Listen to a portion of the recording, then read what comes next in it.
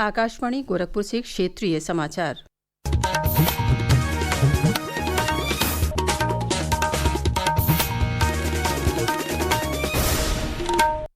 नमस्कार। समाचार बुलेटिन के साथ मैं सुषमा श्रीवास्तव। प्रधानमंत्री नरेंद्र मोदी ने कहा है कि भारत को विकसित बनाने में स्त्री शक्ति की परिवर्तनकारी भूमिका होगी और इसलिए सरकार पिछले 11 वर्षों से महिलाओं के नेतृत्व पर अधिक ध्यान दे रही है। उन्होंने कहा कि विज्ञान, शिक्षा, खेलकूद, स्टार्टअप और सशस्त्र बल हर क्षेत्र में महिलाएं उत्कृष्ट प्रदर्शन कर दूसरों के लिए प्रेरणा स्रोत बन रही हैं। एनडीए सरकार के 11 वर्ष पूरे होने के अवसर पर सोशल मीडिया पोस्ट में प्रधानमंत्री ने बेटी बचाओ बेटी पढ़ाओ अभियान को बालिका संरक्षण का राष्ट्रीय अभियान बताया। देश में सेवा, सुशासन और गरीब कल्याण के सिद्धांतों से प्रेरित एक दशक में महत्वपूर्ण परिवर्तन हुए हैं। आकाशवाणी समाचार पिछले 11 वर्षों में प्रमुख क्षेत्रों में सरकार के प्रयासों पर एक विशेष प्रसारण लेकर आया है।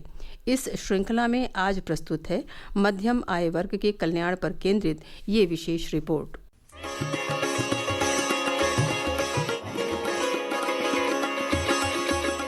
पिछले 10 सालों में भारत का मिडिल क्लास देश के विकास की यात्रा के केंद्र में रहा है। सरकार ने टैक्स सुधार, टैक्स में छूट, सामाजिक सुरक्षा और कौशल विकास के जरिए मिडिल क्लास को सशक्त बनाने का प्रयास किया है। नई टैक्स व्यवस्था में अब 12 लाख रुपए तक की आमदनी टैक्स मुक्त कर दी गई है। पहले से भरे हुए इनकम टैक्स रिटर्न और फेसलेस मूल्यांकन प्रणाली ने टैक्स भरने की प्रक्रिया को तेज, आसान और पारदर्शी बना दिया है। यूनिफाइड पेंशन स्कीम के अंतर्गत 25 साल की सेवा वाले सरकारी कर्मचारियों को उनके औसत मूल वेतन का 50% पेंशन के रूप में सुनिश्चित किया गया है। वहीं पिछले 10 सालों में महंगाई की दर औसतन 5% रही है, जो कि इससे पहले के 10 सालों में 8.2% थी। सरकार के इन सभी प्रयासों ने मिडिल क्लास को असली ताकत दी है। अक्षित वैद्यान, आकाशवाणी समाचार, दिल्ली। विकसित कृषि संकल्प अभियान के अंतर्गत मुख्यमंत्री योगी आदित्यनाथ ने आज औरैया जिले के जनता डिग्री कॉलेज में मक्का किसानों से संवाद किया। इस अवसर पर मुख्यमंत्री ने कहा कि प्रधानमंत्री नरेंद्र मोदी की आकांक्षा के अनुरूप अन्नदाता किसान अपने पुरुषार्थ से देश की समृद्धि में सहायक हो रहा है। उन्होंने 3 फसल लेने वाले मक्का किसानों की सराहना करते हुए कहा, जिस प्रदेश में पहले केवल 2 फसल या 1 फसल तक अन्नदाता किसान सीमित रह जाता था, आज वही प्रदेश 2 फसल के अलावा एक तीसरी फसल मक्का की 5 लाख हेक्टेयर क्षेत्रफल में उसका उत्पादन करके अच्छा मुनाफा कमा रही है।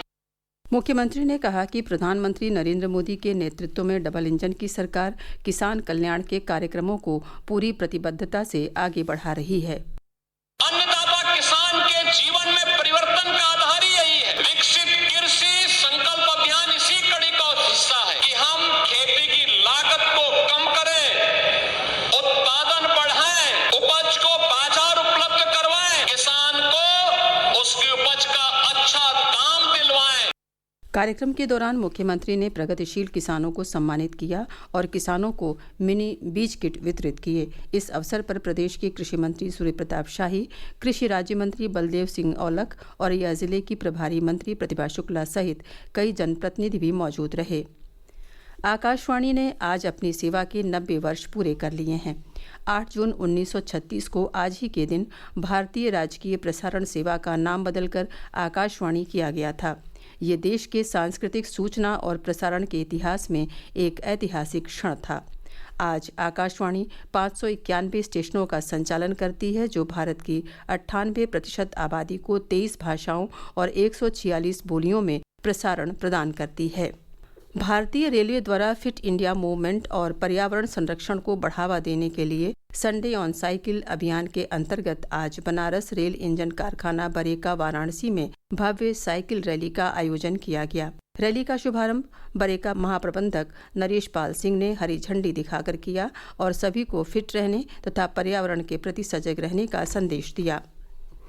प्रदेश के पूर्वी हिस्से के अधिकांश जिले इन दिनों भीषण गर्मी की चपेट में हैं। मौसम विभाग ने अगले 2 दिनों में इस स्थिति में और बढ़ोतरी होने की चेतावनी जारी की है।